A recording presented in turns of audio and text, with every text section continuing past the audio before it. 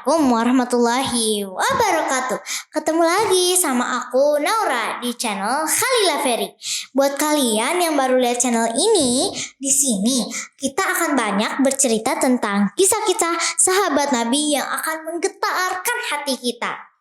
Tapi kali ini aku akan cerita tokoh yang luar biasa loh. Seorang perempuan, istri Rasulullah, yaitu Hafsah binti Umar. Biar makin jelas, aku kasih tahu dulu ya siapa itu Hafsah. Hafsah adalah putri Umar bin Khattab.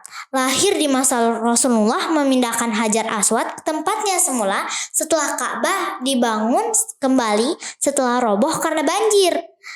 Hafsah seumuran dengan Siti Fatimah, juga sepantaran dengan Siti Aisyah. Hafsah dibesarkan dengan mewarisi sifat ayahnya, Umar bin Khattab.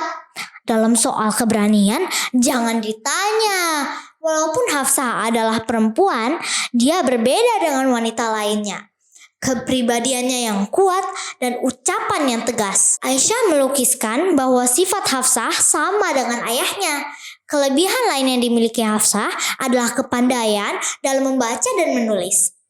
Padahal ketika itu kemampuan tersebut belum lazim dimiliki oleh kaum perempuan. Oh ya, jika teman-teman sudah menonton video aku tentang Umar bin Khattab yang ini, yang bercerita tentang bagaimana kisah Umar bin Khattab memeluk Islam karena mendengar lantunan ayat Al-Quran. Saat Umar masuk Islam, seluruh anggota keluarga menerima ajaran Umar untuk masuk Islam. Termasuk di dalamnya Hafsah yang ketika itu baru berusia 10 tahun. Setelah menjadi muslimah, Hafsah dipinang oleh pemuda bernama Hunais bin Hudzafah As-Sahami. Pemuda yang sangat mencintai Rasulullah. Hunais, suami Hafsah, termasuk salah satu orang anggota pasukan muslim pada perang Badar. Dia mengalami luka yang cukup parah karena peperangan. Sekembalinya dari peperangan tersebut, Hafsah senantiasa berada di sisinya dan mengobati luka yang diderita. Namun Allah berkehendak lain. Hunais meninggal dan Hafsah menjadi janda. Ketika itu usia Hafsah baru 18 tahun. Umar sangat sedih karena anaknya telah menjadi janda pada usia yang sangat muda. Sehingga dalam hatinya terbentik niat untuk menikahkan Hafsah dengan seorang muslim yang soleh agar hatinya kembali tenang. Untuk itu dia pergi ke rumah Abu Bakar dan meminta kesediaannya untuk menikahi putrinya. Akan tetapi Abu Bakar diam, tidak menjawab sedikit pun. Kemudian Umar menemui Utsman bin Affan dan meminta kesediaannya untuk menikahi putrinya. Akan tetapi pada saat itu Utsman masih berada dalam kesedihan karena istrinya, Ruqayyah binti Muhammad, baru meninggal. Utsman pun menolak permintaan Umar. Menghadapi sikap dua sahabatnya, Umar sangat kecewa. Dan dia bertambah sedih karena memikirkan nasib putrinya. Kemudian dia menemui Rasulullah dengan maksud mengadukan sikap kedua sahabatnya. Mendengar penuturan Umar, Rasulullah bersabda, Hafsah akan menikah dengan seorang yang lebih baik daripada Utsman dan Abu Bakar.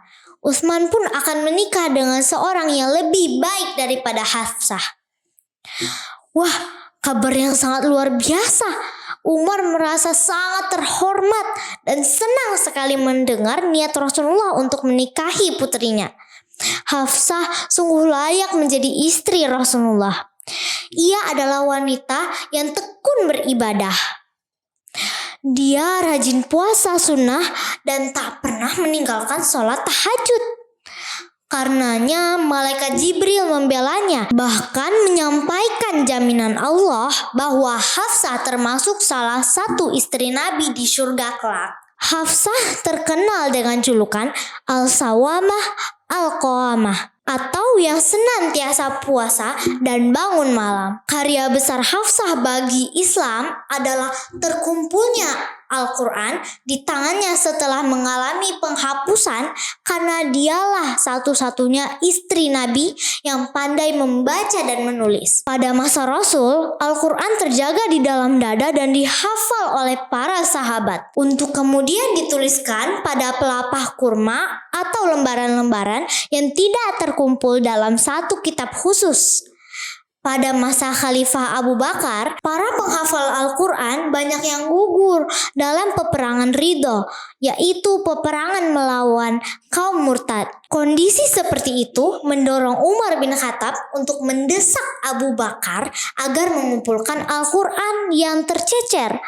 Awalnya Abu Bakar merasa khawatir kalau mengumpulkan Al-Quran dalam satu kitab itu merupakan sesuatu yang mengada-ngada, karena pada zaman Rasul hal itu tidak pernah dilakukan.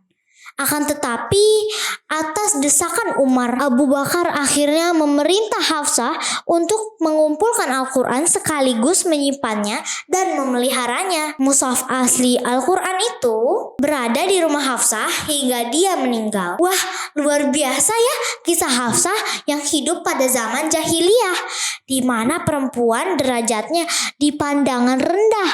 Namun, ia justru pandai membaca dan menulis. Ia pun juga mendapatkan amanah yang besar membukukan Al-Quran. Hal ini bukti bahwa dalam Islam, wanita dan laki-laki tidak dibeda-bedakan. Keduanya sama di mata Allah. Yang membedakan adalah keimanan dan ketakwaan.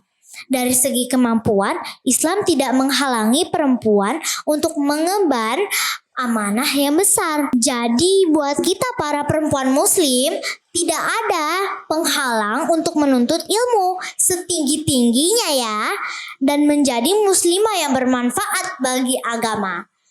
Membanggakan ya. Sekian dulu nih ceritaku hari ini. Insya Allah banyak cerita seru lainnya. Assalamualaikum. Bye-bye.